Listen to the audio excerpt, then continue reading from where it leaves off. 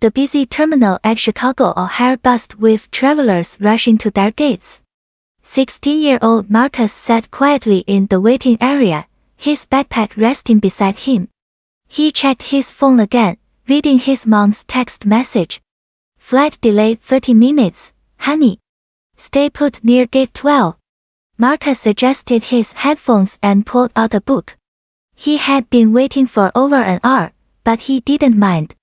His mom worked long hours as a detective, and he understood her job came with unexpected delays. Captain Ryan Hayes strutted through the terminal in his crisp pilot uniform, rolling his black suitcase behind him. His eyes scanned the area and landed on Marcus. The teenager sat alone, occasionally glancing around. Hayes frowned, his jaw tightening with suspicion. What's that kid doing here? Hayes muttered to himself. He watched Marcus for several minutes, noting how the young man kept checking his phone and looking toward the security checkpoint. Hayes approached slowly, his expression growing hostile with each step. Hey, you, he called out sharply, causing nearby passengers to look up from their phones and magazines. Marcus looked up, confused by the aggressive tone. Excuse me, sir. Don't play dumb with me, Hayes snapped, his voice loud enough to draw attention. You've been sitting here for over an hour, constantly looking around, checking your phone. What are you really doing here? I'm waiting for my mom, Marcus replied calmly, though his heart began racing. Her flight got delayed. Hayes scoffed. Right. A likely story. Where's your ticket? Where's your boarding pass? He stepped closer, towering over the seated teenager. Kids like you don't just hang around airports for no reason. Marcus felt his cheeks burn with embarrassment as other passengers began staring. Sir, I told you, I'm waiting for my mother. She's a detective, and her flight from Denver was delayed. A detective? Hayes laughed mockingly. Sure she is. That's the oldest trick in the book. He pulled out his phone and dialed airport security. Yes, I need security at gate 12 immediately. There's a suspicious individual here who's been loitering for hours. A small crowd began forming around them. Some passengers whispered among themselves while others pulled out their phones to record. Marcus remained seated, his hands trembling slightly as he tried to stay composed. Within minutes, Officer Jake Miller arrived at the scene, his radio crackling with dispatch updates. Airport security guard Sarah Chan had already positioned herself between Hayes and Marcus, trying to de-escalate the situation. What seems to be the problem here? Officer Miller asked, his voice professional and measured. Hayes immediately stepped forward, pointing an accusing finger at Marcus.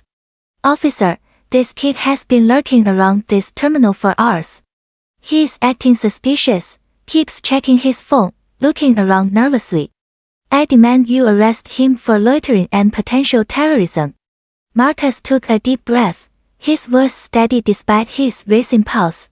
Officer, my name is Marcus Thompson. I'm 16 years old, and I'm waiting for my mother. Her flight from Denver was delayed.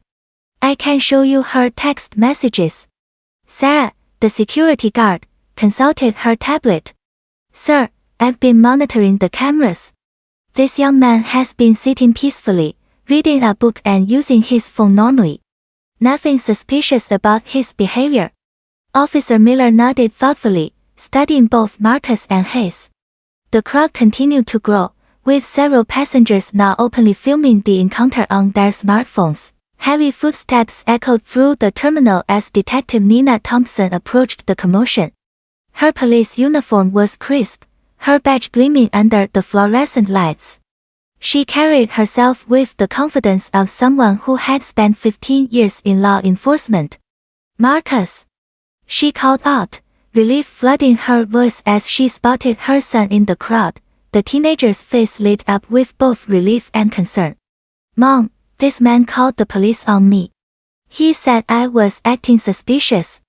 Officer Miller immediately recognized Detective Thompson and straightened his posture. Detective Thompson, I didn't realize this was your son. His face drained of color as he watched the reunion. His mouth opened and closed like a fish out of water, unable to form words as the reality of the situation hit him. Nina turned her attention to Hayes, her brown eyes sharp and penetrating. "You're the one who called security on my 16-year-old son for waiting in an airport." I didn't know." Hayes stammered, his earlier confidence completely evaporated. "You didn't know what, Captain Hayes?" Nina asked, reading his name tag. "That black teenagers have mothers who are police officers. That we belong in airports just like everyone else." Hayes shifted uncomfortably, sweat beading on his forehead despite the air conditioning. Sarah pulled up the security footage on her tablet, showing Hayes the timeline. "Captain, the video clearly shows Marcus sitting quietly, reading, and texting. No suspicious behavior whatsoever." Officer Miller shook his head disapprovingly. "Captain Hayes, filing a false report is a serious matter. Your airline will be notified of this incident." Hayes muttered a weak apology before hurrying away, his face red with shame. The crowd slowly dispersed, several passengers approaching Marcus with words of support. As they walked toward baggage claim, Nina placed her arm around her son's shoulders. "I'm proud of how you handled yourself, Marcus. You stayed calm and respectful, even when faced with ignorance." Marcus nodded thoughtfully. "Mom, why do people make assumptions about us?" "Because they haven't learned better yet," Nina replied. "But every time we stand up with dignity and truth, we help change that. Today showed everyone watching that we belong everywhere, and we won't be intimidated." Marcus smiled, feeling stronger. "Thanks for always having my back, Mom." "Always, son. Always."